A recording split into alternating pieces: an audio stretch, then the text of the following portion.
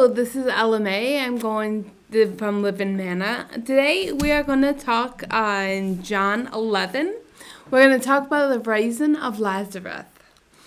In John 11, we hear that Jesus, while he's speaking with his disciples, are told that Lazarus, the friend whom he loves, is sick.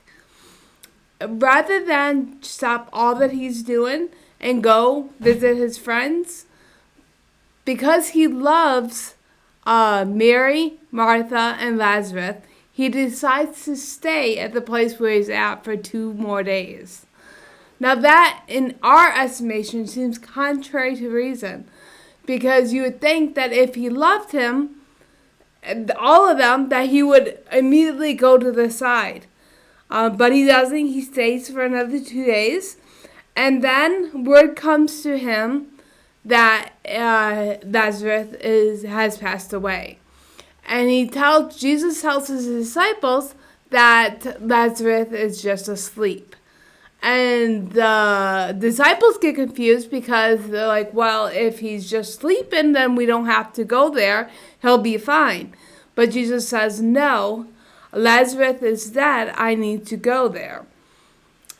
So he ends up going, and when he gets there, immediately he gets told by Martha that if he would have been there, then Lazarus would not have died.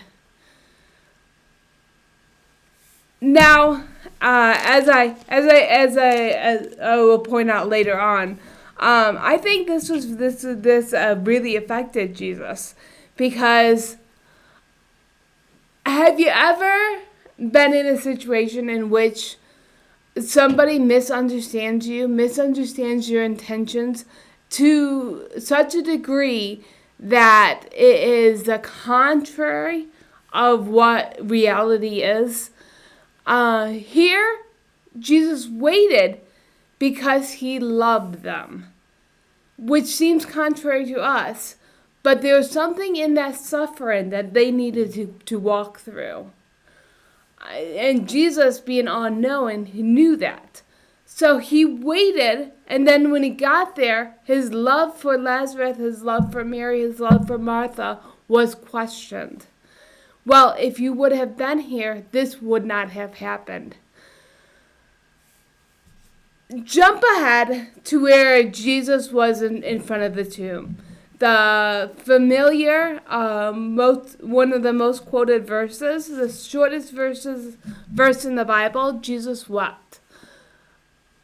I believe that Jesus did not weep because of the death of Lazarus, because he knew that he was going to raise him from the dead in the next minute. He knew that his death was not going to stick at that point. That he was going to resurrect and he was going to be on earth again. I believe that Jesus wept because of the unbelief of Mary and Martha and the unbelief of everyone else that was around, who also chimed in and said, well, if Jesus would have been here, then he could have prevented this death. You see, they believed Jesus could have prevented death, but they didn't believe that Jesus could do anything after death.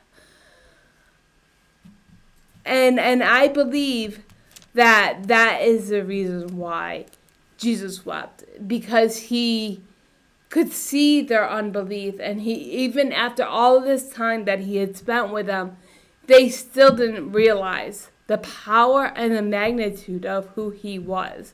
They didn't realize that he was God in the flesh, and that there was nothing beyond his control. That he had power over this. He knew what he was doing, and he knew what was going to happen. I do not believe that the resurrection of Lazarus was sorrow induced. I do not believe that he was so upset about Lazarus' death that he resurrected him from the dead.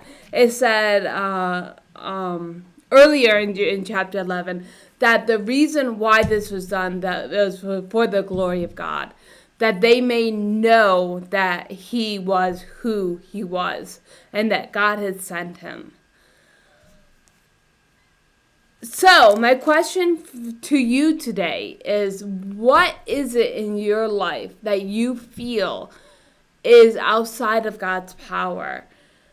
Sometimes we limit God and put him into a little box. Well, God can help in this area, but he can't help in this area. But what is it in your life that you, whether you verbalize it or not, that you feel God cannot control, that God is not in power of?